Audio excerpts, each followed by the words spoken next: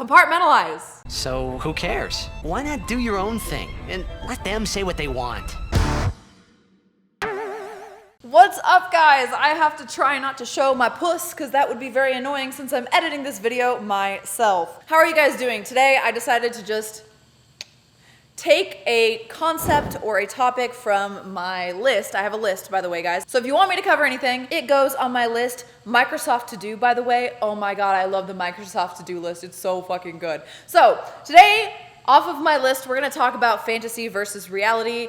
I feel like I haven't talked about this in depth in a video of its own, so I thought I would do that today. We've been going out of town. We went out of town last weekend for 4 days for the 4th of July weekend, and then the weekend before that we were out of town, or maybe 2 weekends before that. We haven't been home much is what I'm trying to say, so I have to catch up on things, and I just want to get a video out because I love getting videos out, so we're gonna do that today. It seems like a lot of people don't understand that there's a difference between fantasy versus reality. Good topical situations where this arises in today's society is like, for instance, when they find out that their favorite comedian or their favorite actor or their favorite director did something untoward or something, or even just made like a racist joke or is a racist themselves, they often cast aside everything that that person did, every good that that person did, and not only the overall moral good. I don't really care to be like, this guy's half an asshole for being racist, but he also gives to charity. I mean, like, the good he does in your life, the art that he created, the stuff that you considered to be good, you can't separate that and compartmentalize that from whatever the person's beliefs are. And this, in my opinion, ties in with the fantasy versus reality argument, because a lot of people just can't fathom that someone who is cool in one aspect in their fantasy,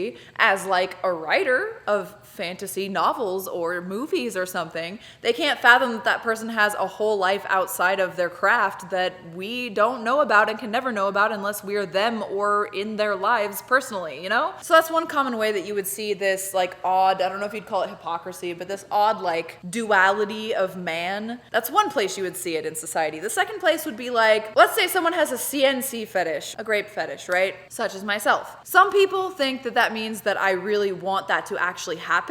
And then some people think that it's not a grape fantasy if I don't want it to happen exactly the way that it would happen in the wild, which I disagree with. But I'm not gonna delve too deeply into that one because that's really contentious for many other reasons. So let's talk about a different kind of fantasy that's sexual and try to make that an example. And if you want, we'll make a fully demonetized and age-restricted video about that one later because I do think it's funny and I have a lot of comments, honestly, I could go through and like bring on the screen. I need some water, hold on. Okay, I don't like how off-center this is. So another one that people can't wrap their heads around is just like having sex with other people in general. So let's say that I'm really interested in the idea of some kind of difficult to do fantasy, like a threesome with another guy, let's say. Does that mean that I'm necessarily going to act that out? No, of course not, because there's other factors that play a role in whether or not I'm making the decision to actually want to do that and whether or not I'm like, in a vacuum that would sound kind of hot. There's definitely people in the world who in a vacuum that would sound kind of hot but then wouldn't do it in real life. Those people exist. I feel like I'm one of those people. There's a lot of things that in a vacuum would sound hot, like a gangbang, that I know would never happen because I never get to choose my exact people. I know I'm too fucking picky. I know I'm like, right now, not even attracted to other men really. But in a vacuum, I can see the idea of that sounding hot, and therefore it kind of just stays in fantasy. So I guess the question morally is, if you have a fantasy that if acted out would be morally wrong, is that morally wrong in itself? And I would say no, because I think in this situation, the measure of a man would be whether or not they will take those extra uncouth steps down the path of doing those immoral things. Obviously, having a threesome or fantasizing about someone else or having a gangbang is not illegal or anything, but let's say it would be unfaithful to your partner. You can't really choose which movies you find interesting or which fantasies you fantasize about in the privacy of your own head. I mean, you can try to change it a little bit or try to control it a little bit, but it's not as in control as your actions. Going really controversial, let's say the people who like kids. Ugh, I do not want to talk about this. I am not a martyr enough to talk about this anymore. But I think the reason why people hate those people, even if it's just a fantasy, is because they're afraid of them, honestly. Like, they're afraid that person might take those actions, and obviously that's not like natural or normal, so it's like a scary fucking thing for them, and they're afraid for their kids, and they're afraid for other people's kids, so their natural reaction is to be disgusted. Similar with adult incest, but not so much fear, more just like, what the fuck is wrong wrong with you. You're different from us, so we're a little bit afraid of you, but not in a more real world way where it's like someone's gonna get hurt. But at the same time, everyone has fantasies, obviously not ones that are that crazy. Most people don't, but everyone has a fantasy that they probably wouldn't act upon. Everyone has that call of the void. Have I ever talked about call of the void on this channel? Call of the void is like where you think about just like you're hiking and you're on a big ledge and you think about, what if I just jumped off right now? Or you're driving in a car and you're thinking like, I could just like swerve and like kill myself right now.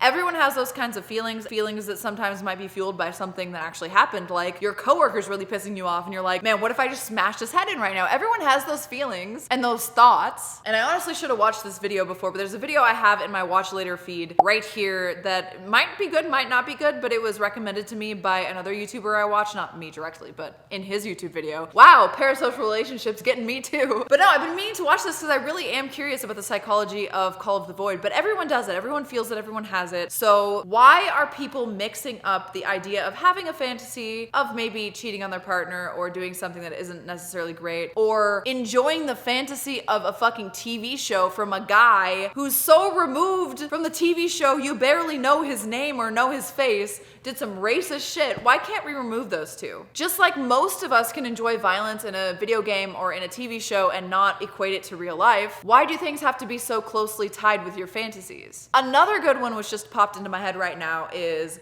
the BBC one, the QOS, Queen of Spades. There's a kink, and no, the kink is not just liking black men. The kink is literally saying that black men are better human beings than any other race, and that they're just objectively always better, and you won't fuck anyone else no matter what, and it's not a preference, it's just like a way of life. And then you become the kind of person that gets a tattoo on your ankle with the QOS fucking Queen of Spades symbol and all that shit. That's the kink, not liking the black guys, to make it clear. But that fantasy that I am paid to make content for that people enjoy on my OnlyFans and stuff, that kind of fantasy, people get really bent out of shape if I don't have it, even though I'm just like a person that fulfills fantasies just like a creator of a movie or a TV show is. Doesn't mean I have to be part of that community. In fact, I think it's kind of funny that they get so bent out of shape about that one, and I think it's because, once again, the fear of being someone that's taking advantage of a whole race when that's clearly not what it is. Because I create customs for literally every fantasy under the sun that's allowed on OnlyFans, basically, or anything that I'll do within my comfort zone. Like, I'm not gonna stick things in my asshole except for butt plugs, because I don't want to, because that's my boundary. But that doesn't mean I have a fetish for being a giant woman, even though I've done so many giantess fucking things in my career as a provocateur of the sexuality.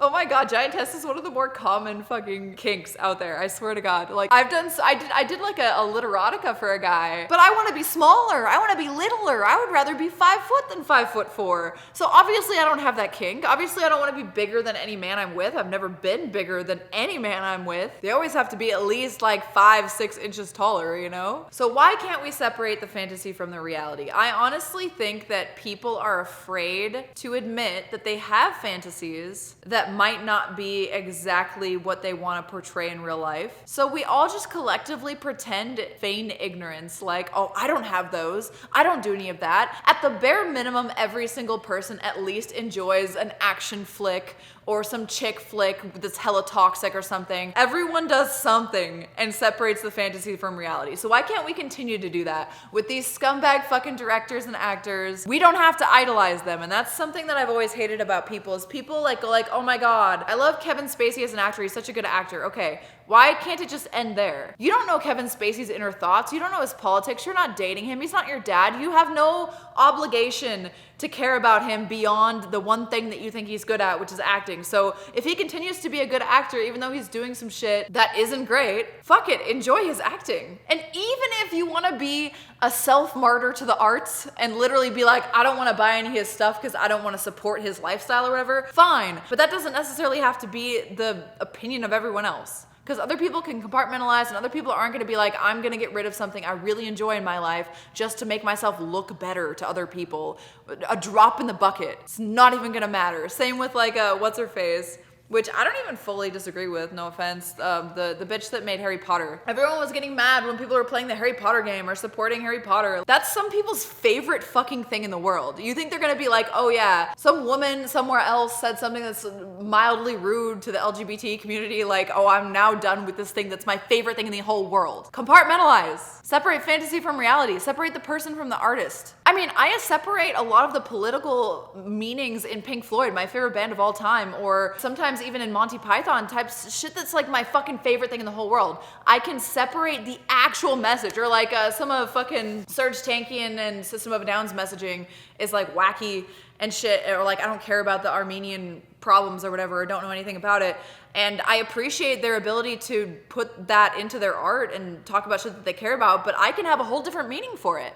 I can have a whole different meaning for it if I want to. Because how I experience art and how I experience my life and how I experience my personal fucking fantasies isn't controlled by what someone else wants me to believe. There's a lot of fucking songs where a fucking lyric just catches me in the right way and like it makes me feel something. And I know that that lyric is about something different than what I'm feeling and why I'm feeling it, but I still like that lyric nonetheless, and I don't have to like also suck the dick of the person who made the lyric and have their exact same experience and political views. You really narrow your life quite a bit just for some kind of semblance of morality that most people don't care about, that's literally a drop in the bucket. So I think people need to understand the difference between fantasy and actually acting things out in a practical environment, and artists versus their art, and stop thinking that if I like a band, I love their band members, or if I partake in a kink, it means I'm gonna do that in real life, because sometimes kinks are just kinks. Sometimes you don't even know why. A lot of people ask me like, why do you think I have this certain kink? And it's fun to kind of guess and think about it and theory craft a reason why someone might have a kink. But if there's one thing I've learned, it's that you can delve into your own mental health and your own reasonings behind things